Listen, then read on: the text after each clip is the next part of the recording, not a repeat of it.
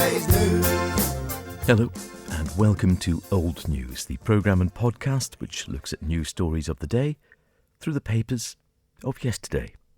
The police this week, back in the news again quite recently, in trouble it would seem, in that the Chief Constable saying there's still a major issue with recruitment and retention of officers on the Isle of Man. And it made me think we'll go back and take a look to see how the police have fared in the papers over the years.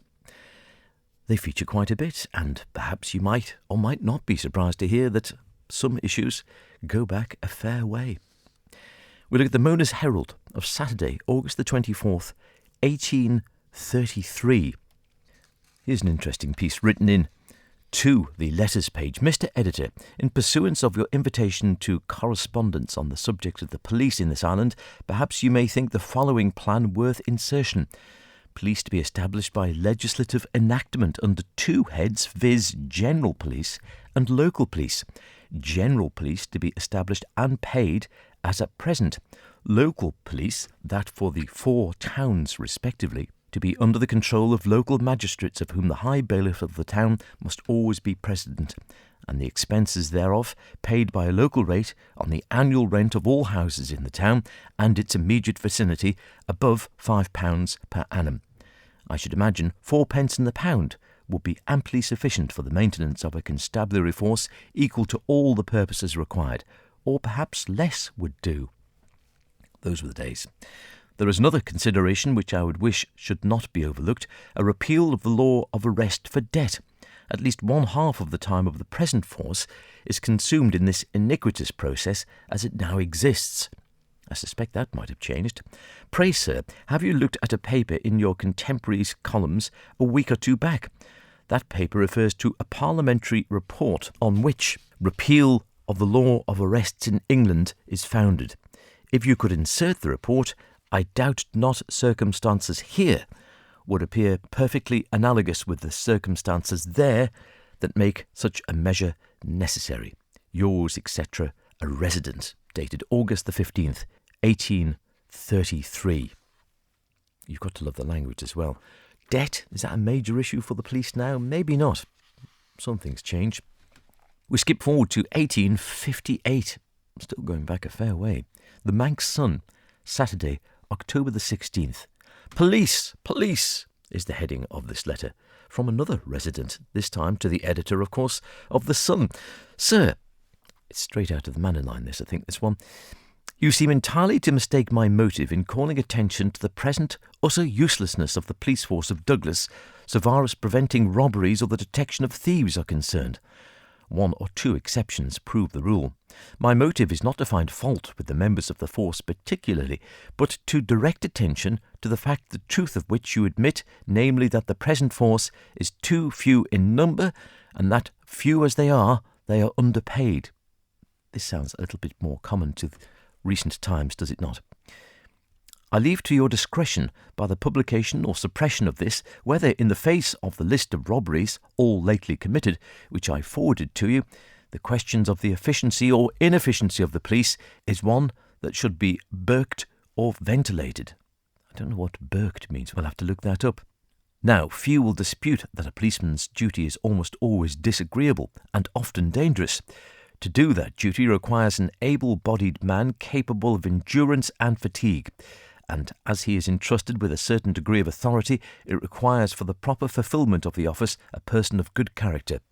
Admitting that the men of the Douglas force are all of this stamp, it is not most unwise as well as unfair to withhold proper remuneration for their services.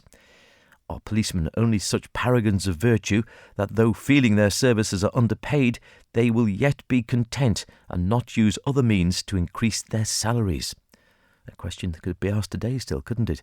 Or have they not sense enough to know that we have no right to expect a fair day's work from them, while we refuse to give them in return a fair day's wage? You speak lightly of the safety of my hen roost, he goes on.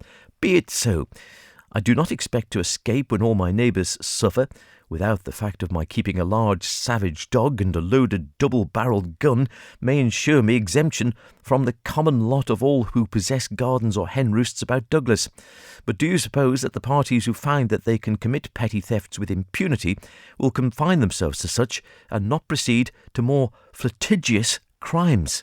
Another great word, flagitious. You are not aware, perhaps, that attempts, at least at highway robbery, are not uncommon. Only a short time since, a party returning on a car from Kirkmichael were attacked on the Peel Road by 5 men who would certainly have robbed them had not assistance most opportunely arrived. I have said enough for the present, so I will merely add that I am prepared to substantiate any statement I make with regard to robberies committed or indeed attempted. And that is signed A Resident, October the 12th, 1858. There is an answer from the editor printed directly underneath. When Resident, in his former letter, made special charges against members of the Douglas police force, we referred to the proper authority before whom to bring his charges, if he could substantiate them. He has not taken this simple course, but now makes a general charge of utter uselessness. We do not think this wholesale charge is substantiated. His complaint of the insufficient numbers of the police force has some truth, but this is a very different matter to the charge of utter uselessness. Resident says we are unaware of attempts at highway robbery. We are aware of more than one rumour of the sort which, on being investigated, proved to be nothing but rumour. So perhaps there weren't any highway robbers. We skip forward to the Isle of Man Times of Tuesday, June the 13th, 1893. The Insular Police is the heading of this article. A widespread and increasing feeling exists that the policing arrangements on the Isle of Man are in an unsatisfactory state, a common theme. In Douglas, the constable, while discharging some portions of their duty efficiently, do not attempt in other respects to regulate the traffic in the streets or preserve order during the season. The fact that the Douglas Promenade is a wholesale touting ground is not a creditable one to the town or the authorities. Probably no good will be done until the police are under the control of the commissioners. In Ramsey recently, when besides the ordinary population there were some 1,000 volunteers in the vicinity, the police officers, 5 in number, were utterly powerless to prevent disorder. The Police Review discusses the question of the Douglas Police as follows. There has arisen a difference of opinion at Douglas, the capital of the Isle of Man, respecting the management of the pier and the passenger traffic, which has unfortunately resulted in proposals to set up a new police or quasi-police body for the management of the pier district and separate from the existing insular police. The police, notwithstanding the separate authorities, have hitherto performed the functions of officers of the peace upon the pier, just as in the town and in other parts of the island. Owing to the enormous increase of the population and traffic during the season, it has been customary to augment the force by a detachment of constables from Manchester. It has, however, become inconvenient for Manchester to spare its men, and this change, added to some growing friction between the harbour and police authorities as to the management of the pier traffic, has led to Tynwald Court on the motion of the Receiver General to vote £300 for organising and maintaining a staff of harbour officers for the regulation of the traffic on the Victoria Pier in Douglas, to be paid out of the Passenger Duty and Harbour Dues Fund. 1893. 130 years ago, and we were augmenting our force with officers from Manchester. 1936. The Mona's Herald, Tuesday, August the 18th. Policing of Douglas, the Town Council thinks the force should be doubled. Alderman Gale criticises the Chief Constable. Police work a whole-time job. A plea for women police and overtime at Derby Castle. The policing of Douglas caused a lively debate in the Douglas Town Council on Wednesday. Alderman Frank Gale, in an outspoken speech, urged that the office of Chief Constable was a whole-time job.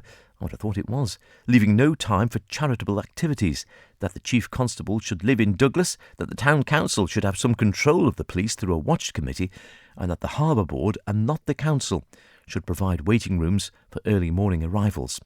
He roundly condemned the practice of policemen doing duty at amusement resorts in overtime and paid for by the management, and also the bringing of what he termed undesirable trippers to Douglas in Bank Holiday Week.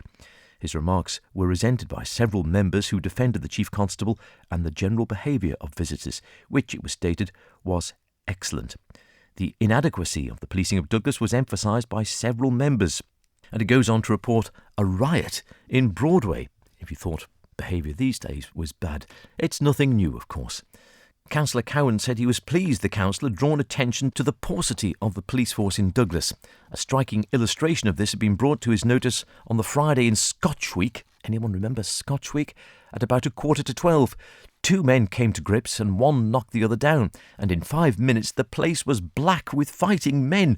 At one time he counted 5 men down. The mind boggles. He was a quarter of an hour finding a policeman who said he'd been up at St Ninian's when he heard there was a riot in Broadway, and he came down. He was a brave man on his own. This was a matter the council should stress, for Douglas was absolutely under-policed. There was no scarcity of money in the island. They had money for other things, and it was not as if they had to economise. If any trouble started, the police they had would be absolutely useless, we are told. Goodness me, that sounds rather common to today as well, doesn't it? Having enough police to actually do the jobs. Pulrose under-policed, we are told in the same article. Supporting the recommendation to the Governor, he pointed out that at Pulrose they had a town the size of Peel, with only 1 policeman who had to do duty at Crosby and at Onken, when the Onken constable was on holiday.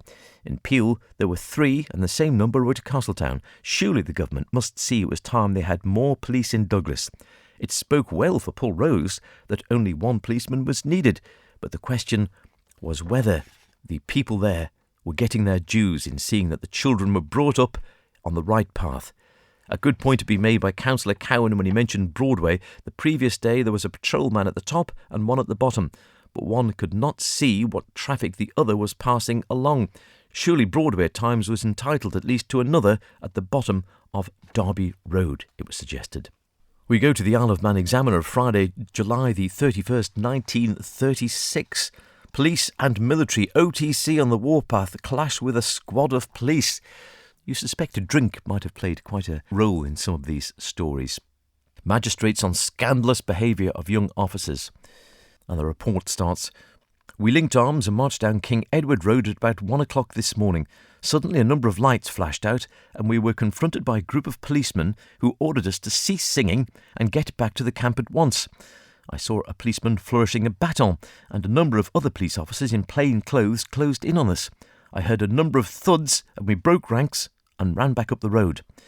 This terse description of a clash between a contingent of the Officers Training Corps, OTC, and a number of Douglas police officers was given by a young member of the OTC in the police court on Douglas yesterday morning, when 2 budding young army officers were in the dock. One, Richard Stewart, who carried plaster patches on his head and had his hands swathed in bandages and complained of wounds about the body, was charged with assaulting PCWE Astle, who had to be taken to hospital and will not be fit to give evidence for some days. The other was Henry Harold Blissett, charged with obstructing Police Sergeant H.H. Speedy, great name, in the execution of his duty. Both defendants are Sheffield University students. Blissett, a company commander, was fined £1, and the bench, Messrs R.F. Douglas and R.G. Farger, severely reproved the young men for their behaviour on the promenade prior to the fracas early that morning. Stewart was remanded in custody until next Thursday. PC Astle's injuries consisted of a fracture to both nasal bones and a wound half an inch deep on the right side of his nose. It's not good news, this, is it? And you think this was 1936. And from the police's point of view, Sergeant H.H. Speedy said he was walking along Queen's Promenade towards Derby Castle at about 1 o'clock that morning when he heard singing and bawling from the direction of King Edward's Road. When he got nearer, he saw about 40 young men, whom he believed were from the Officers' Training Corps camp at Housedrake, now gone of course. They were leaning against the railings near the Derby Castle horse car sheds. He called to them to get off home to camp, and they turned and went up King Edward Road. He then went by car to Port Jack, where he met Police Constables J.H. Curfey and W.E. Astle, and together they returned to Derby Castle. A group of the OTC was still there, and he again spoke to them and requested them to get home. They all went except the prisoner, who became abusive. PC Astle spoke to him, and without any warning, the prisoner attacked him, striking him in the face with his fists several times. PC Astle was very much stunned and bleeding badly from the face, and witness and PC Curfew rushed across to his assistance. The prisoner then attempted to strike witness, and several other OTC men closed in on them. A struggle ensued and the prisoner escaped and ran with the others up towards Housedrake. PC Astle was conveyed to hospital. At around 2 a.m, witness and several other constables went to Housedrake and arrested the prisoner. The defendant questioned witness about the formation of the ranks as they marched down towards Derby Castle and contended they were not in irregular order but in 2 straight lines. "I was struck all over the back and on the head with police batons, and that was my provocation in turning round," he exclaimed. Sergeant Speedy declared most emphatically that no batons were used. He saw the defendant deliberately strike PC Astle and he didn't know why he did it. This was all the police evidence offered, and Inspector Farragher asked for a remand in custody for a few days when he hoped PC Astle would be in a fit condition to come to the court and give evidence. The bench retired to consider this request, and on returning into the court they intimated that they had decided to remand the defendant in custody until next Thursday. Well, goodness me. If you thought behaviour was bad now, it seems it is nothing new. I can't remember the last time there was a riot where the roads were black with fighting men down at the bottom of Broadway. Thank heavens. But it has happened here on the Isle of Man. So you would have to believe the police, then as now, have had rather a challenging job, and it seems have oft felt unrewarded for what they do. As I say, policing then, policing now. It is all, it would seem, old news. Until next week, cheerio. You're gonna be yesterday's news.